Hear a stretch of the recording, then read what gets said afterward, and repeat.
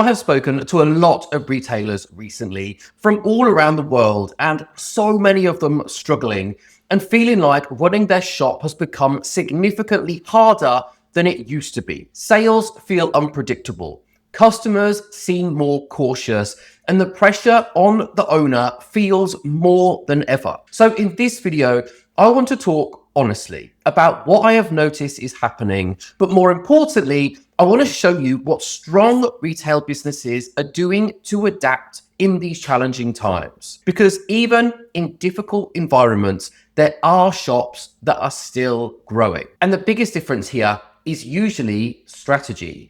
And it's one that you can introduce into your business. Because the first thing we have to recognize is that the retail environment has changed. Costs have increased dramatically. From your rent, your rates, your energy, your stock, your shipping, even the day-to-day costs of running a shop are much higher now than they were just a few years ago. And at the same time, many customers are also feeling financial pressure, which means they're thinking more carefully about where they spend their money. So small businesses are now feeling the pressure from both sides. Costs are going up, and customer spending is becoming more cautious. Strong businesses respond to pressure by becoming more intentional, not more reactive. And that is what I want to talk about today. And it's actually one of the reasons I created the Retail Growth Hub, because many independent retailers are incredibly passionate about their business, but they've never been shown the systems to make retail easier to navigate during challenging times. Inside the hub, I help retailers build the structure that supports growth. Things like attracting customers consistently, improving conversion, increasing your average order value, and encouraging customers to come back more often. But most importantly, retailers have somewhere they can ask questions and get guidance every single weekday as they make decisions. Because I know running a shop can feel very lonely when you think you have to figure out everything all by yourself. And if that sounds helpful to you, you can find the link to the Retail Growth Hub below. Now, let's look at the 4 biggest challenges I am seeing right now and what you can do about it. The first challenge is that so many small shops facing right now are your rising costs. And this has been happening gradually over the last few years. Retailers are paying more for almost everything involved in running their business. Products have become more expensive to source. Shipping costs have increased. Energy bills are higher. Packaging costs more. And for shops with staff, wages have also increased. And when you add all of this together, the cost to simply keep the doors open is significantly higher than it used to be. Now, the difficult part for many retailers is this: raising prices can feel uncomfortable. And that's often a fear that if prices increase, customers will simply stop buying. So what many shop owners do instead is they try to absorb the costs themselves for as long as physically possible. They keep the prices where they were, even though their costs have gone up. And over time, that slowly reduces your profitability. The business might still be busy, customers might still be coming in, but the money left at the end of the month becomes smaller and smaller and smaller. So one of the most important shifts that you can make right now is learning how to communicate your value more clearly, because customers are far more willing to pay when they understand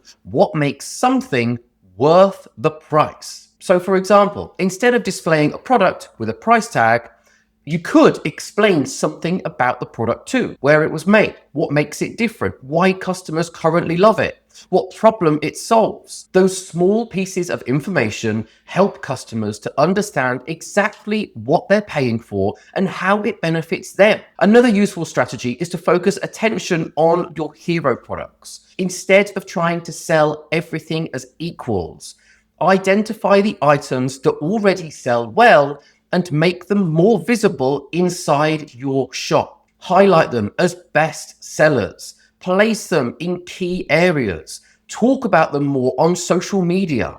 Because when customers see that a product is popular, it reduces uncertainty and makes buying it feel safer. Retailers could also think about product bundling. When items are grouped together in a thoughtful way, customers often see more value in the purchase and spend more than they originally intended. So instead of trying to compete purely on price, strong retailers focus on creating a high perceived value, helping customers understand why the product is worth it. Because when value is clear, price becomes much easier for customers to accept. And that's one of the most powerful ways small shops can protect their profitability even when costs are rising. The second challenge many shops are experiencing right now is reduced or more cautious spending from their customers. But I do want you to know, customers are still buying things, but they're much more careful where they spend their money. They are comparing options, they're delaying purchases, they're asking themselves questions like,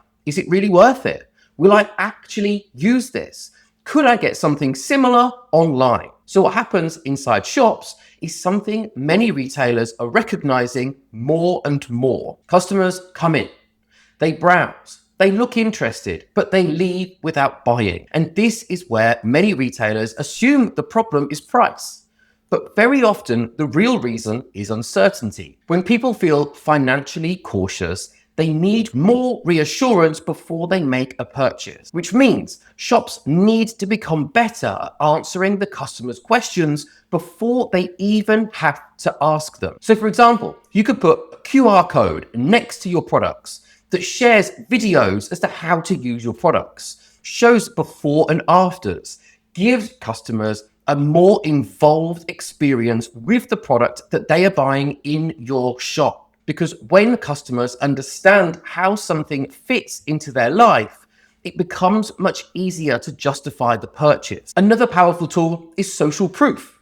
Displaying reviews prominently, customer feedback, and testimonials helps shoppers see that other people have already trusted and bought your products. That reduces hesitation dramatically. You can also answer common concerns through simple, frequently asked questions or helpful product notes. Things like how long something lasts, how it should be used, who it's perfect for. These small pieces of information help customers feel much more confident. But there's also another factor that's become increasingly important for physical shops, and that's experience. If customers are going to leave their home, travel to your shop, and spend money with you, the experience needs to feel worthwhile. The strongest retailers are thinking about ways to make their shop more memorable.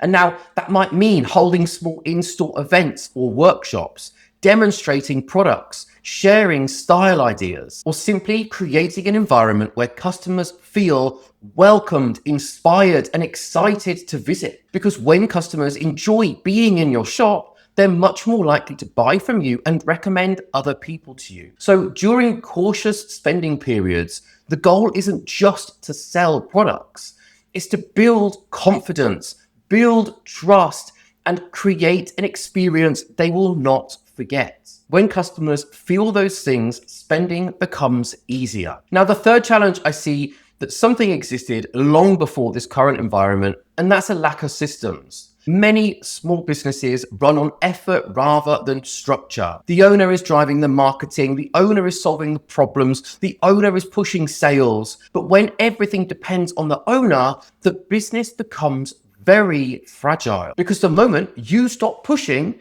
everything stops. Strong retail businesses usually have a few key systems running, which means other people can take ownership over some of these jobs, so it's not just down to one person. A system for attracting customers, a system for converting browsers into buyers, a system for encouraging customers to return again and again, a system for increasing your average order spend. When those systems exist, the business becomes far more stable. One simple place retailers can start is by identifying their best-selling products and making those the hero of their shop. Because when customers see what other people are buying, it reduces uncertainty and that increases sales. And the final challenge I'm seeing right now is marketing confusion. Retailers are told they need to Post more on Instagram, start on TikTok, run ads, send emails, create videos, and suddenly marketing becomes so overwhelming. But